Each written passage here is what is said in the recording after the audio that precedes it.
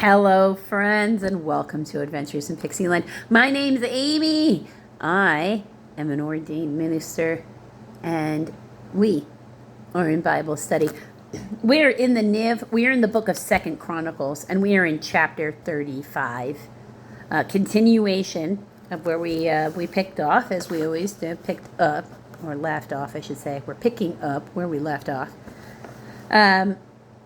Continuing to talk about the reign of Josiah, the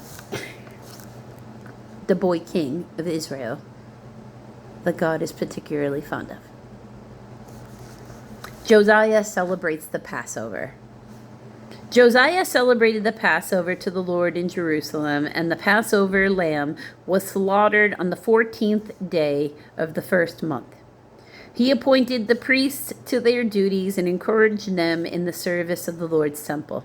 He said to the Levites who instructed all Israel and who had been consecrated to the Lord, "Put the sacred ark in the temple that Solomon, son of David, king of Israel, built. It is not to be carried about on your shoulders. Now serve the Lord your God and his people Israel. Prepare yourselves by families in your divisions, according to the directions written by David, king of Israel, and his sons by his son Solomon.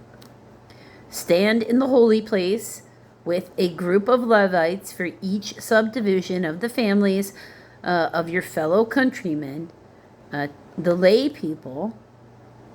Slaughter the Passover lambs, consecrating yourselves, and prepare the lambs for your fellow countrymen, doing what the Lord commanded through Moses."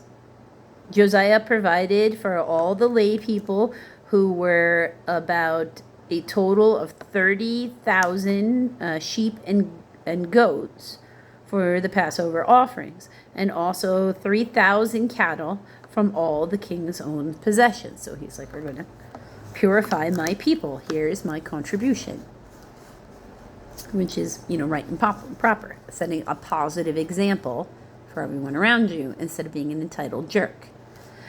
His officials also contributed voluntarily to the people and the priests and the Levites. Hilkiah, Zechariah, and Jehiel, Jehiel, the administrators of God's temple, gave the priests 2,600 Passover offerings and 300 cattle. Also, Conaniah, Conaniah, along with Shemaiah, Shemaiah, and Nethanel, Nethanel, his brothers, and Hashabiah, Hashabiah, Jeiel, Jeiel, and Jozabad, Jozabad, the leaders of the Levites, provided 5,000 Passover offerings and 500 head of cattle for the Levites. So it's a lot. Understand that portions of these things get all burnt up, and portions of them are then just, are cooked and eaten only by the Levites, and other portions of them are then cooked and they feed the population. People who are there for the Passover, they get to eat, they get to take stuff back home so they can get fed. It's all in the laws. You have to get into what and where they get back, but they get some of it back. That's what happens. The service was arranged, and the priests stood in their places with the Levites in their divisions as the king had ordered. The Passover lambs were slaughtered, and the priests sprinkled the blood handed to them, while the Levites skinned the animals. They set aside the burnt offerings to give them to the subdivisions of the families of the people to offer to the Lord, as is written in the book of Moses. They did the same with the cattle. They roasted the Passover animals over the fire as prescribed, and boiled the holy offerings in the pots, cauldrons, and pans, and served them quickly to all the people. See? After this, they made preparations for themselves and for the priests, because the priests, the descendants of Aaron, who were sacrificing the burnt offerings and the fat portions until nightfall.